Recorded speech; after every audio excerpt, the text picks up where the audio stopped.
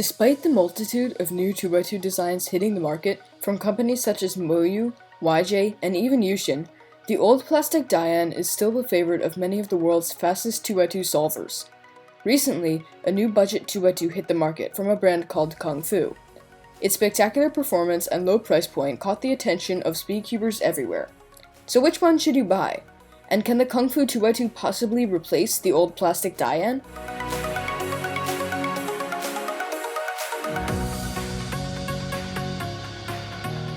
Let's cover the basics first.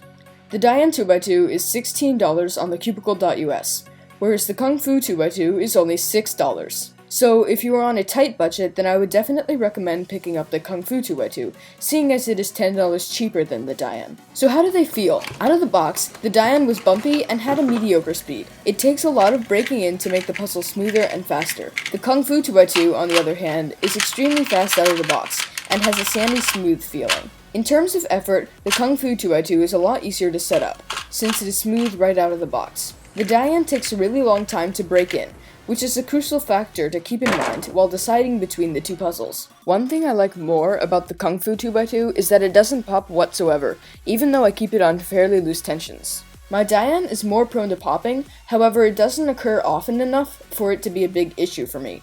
It's also worth it to consider the weight of these puzzles. The Dian is much heavier than the KungFu, coming in at 70 grams, while the KungFu is only 65 grams. For me personally, I prefer the heavy cube because it feels substantial and less cheap. When I first got the KungFu, it was fast and uncontrollable. I found that I was overshooting and locking up because I was unaccustomed to the speed. Even after lubing both cubes, I still found the Dian easier to control. To lube these puzzles, I would recommend a heavy lube on the core and a medium or lightweight lube on the pieces. As far as corner cutting goes, both cubes can cut slightly over 45 degrees forward and about half a QB reverse. The one drawback in terms of corner cutting on the Dian is that if you try to cut too much in either direction, the cube can easily pop if you have it on loose tensions, whereas if you try to cut too much on the KungFu, it merely locks up. If you have a fairly accurate turning style for 2x2, you should only need to corner cut small amounts anyways. Another thing worth mentioning is the sound. The KungFu 2x2 has a loud, clacky sound, whereas the Dian has a more quiet, softer sound.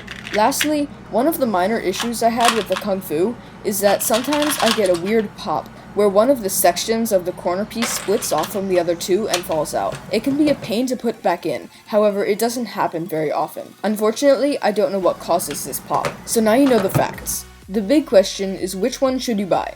Each of these cubes have pros and cons. If you are new to 2x2, are on a budget, like fast cubes that are usable straight out of the box, have a rough turning style, like lightweight cubes, and don't mind the clacky noise, then the KungFu 2x2 is for you. If you are a serious 2x2 solver, are willing to pay a fair amount of money, have an accurate turning style, are willing to put in a lot of work to make your cube really good, prefer a heavy cube, and prefer a quieter, smooth sound, then the Dian 2x2 is the one for you. Ultimately, you have to make the decision, because everyone has different preferences. I don't think the KungFu 2x2 will replace the old plastic Dian for most world-class people, but it is a very good cube for the general public. It's by far the best budget cube on the market right now. Although the Guanpo is only $4, the KungFu 2x2 is very much worth the extra $2. Personally, I will be sticking with my 3-year-old Dian for now. So that just about wraps up the comparison between the old plastic Dian 2x2 and the new KungFu 2x2. I hope you found this video helpful. Thanks for watching, and I'll see you in my next video. Bye!